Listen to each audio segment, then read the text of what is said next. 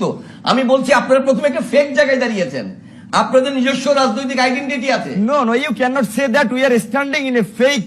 আপনি সাধারণ ছাত্র তাহলে কেন বলছেন? আপনার তো ছাত্র সংগঠন আছে, আপনি প্রত্যেকের সাধারণ ছাত্র সংগঠন। আমি ছাত্রর আগে আমার পরিচয়, আমি রাজনৈতিক সংগঠন আগে পরিচয়, আমি একটা জেনারেল স্টুডেন্ট, একটা বিশ্ববিদ্যালয় স্টুডেন্ট, তারপরে আমার রাজনৈতিক আইডেন্টিটি আসবে। আপনি একজন সাংবাদিক, আপনার একটা রাজনৈতিক মতাদর্শ থাকতে পারে, কিন্তু আপনার বড় পরিচয় যে you are a journalist, and journalism is the custodian of public interest. আপনাকে সেই সেন্সে কথা জিজ্ঞেস করছি, আপনি কি একবার চেষ্টা করে দেখছিলেন যে আপনি ব্যর্থ হয়েছেন কিনা আপনার ছাত্র সংগঠনে? যেই কোটা বিরোধী এজেন্ডা, এই এজেন্ডা আপনার সংগঠনের এজেন্ডা হয় নাই কেন? আপনারা কি সেই জায়গায়, সেই প্ল্যাটফর্মে কোনোদিন কথা তুলেছিলেন? অবশ্যই তুলেছি।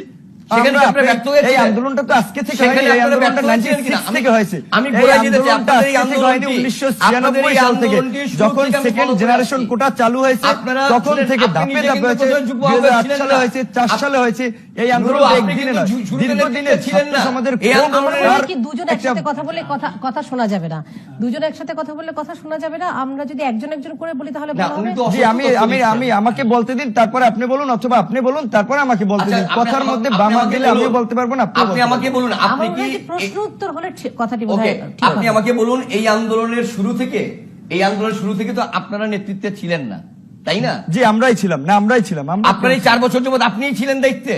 যে শুরু থেকে আমি এখানে যুক্ত ছিলাম, এবং সময় টিভিতে প্রথম যে সাক্ষাৎকার ছিল এই বছর 17 ফেব্রুয়ারি, সেটা আমি দিয়েছি সময় টিভিতে। এই বছর বলছেন 4 বছর আগে থেকে আন্দোলন শুরু হয়েছে। এটা না, এটা 4 বছর না, এটা 1996। আপনি 4 বছর কেন বলেন?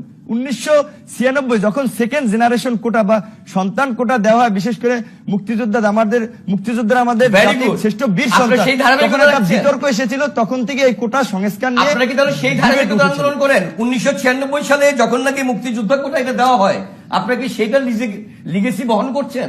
না, আমরা তো লিগেসি বহন করি না, আমরা বলতে চাই সেই সময় ইসলামী ছাত্র শিবির সাধারণ ছাত্রকে ব্যানার দিয়ে সেই আন্দোলন স্টার্ট করেছিল। আপনাদের কিছু সাংবাদিক এবং আমরা যে বললাম যে আমাদের তারা একটা ইস্যুই খুঁজে, যে কোনো মুভমেন্ট এখন শুরু হলেই বলে যে জামাত শিবির।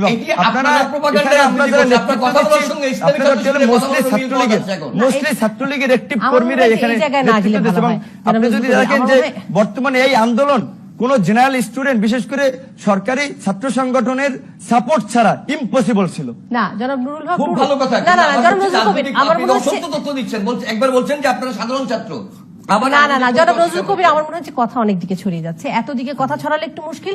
আমার যেটা মনে হয় যে জনাব নজরুল কবিরের প্রশ্নটি ছিল যে শুরু থেকে আপনারা নেতৃত্বে ছিলেন কিনা, যেটি নুরু দাবি করছেন যে শুরু থেকে ওনারা নেতৃত্বে ছিলেন। জি, আমরা শুরু থেকে ছিলাম। জি, মানে শুরু মানে কত সাল থেকে? 96 সাল থেকে যদি শুরু হয়? না, আমরা এই বছরের শুরুটা বলতেছি যে 2018 সালের 17 ফেব্রুয়ারি থেকে আমরা যে মুভমেন্টটা শুরু করেছি।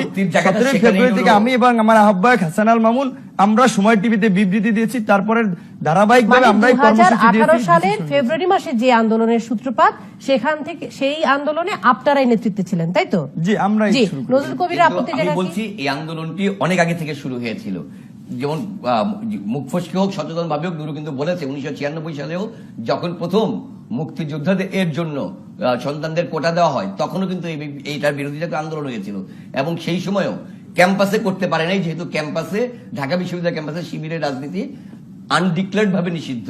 সেই সময় ইসলামী ছাত্র শিবিরের সাধারণ ছাত্রের ব্যানার দিয়ে কিন্তু আন্দোলনের সূত্রপাত ঘটিয়েছিল। কিন্তু গণমাধ্যম কর্মী থেকে শুরু করে অন্যরা কেউই ওইটাকে আমল, এই আন্দোলনটিও ওনারা মাত্র 2018 সাল থেকে দায়িত্বে আছেন।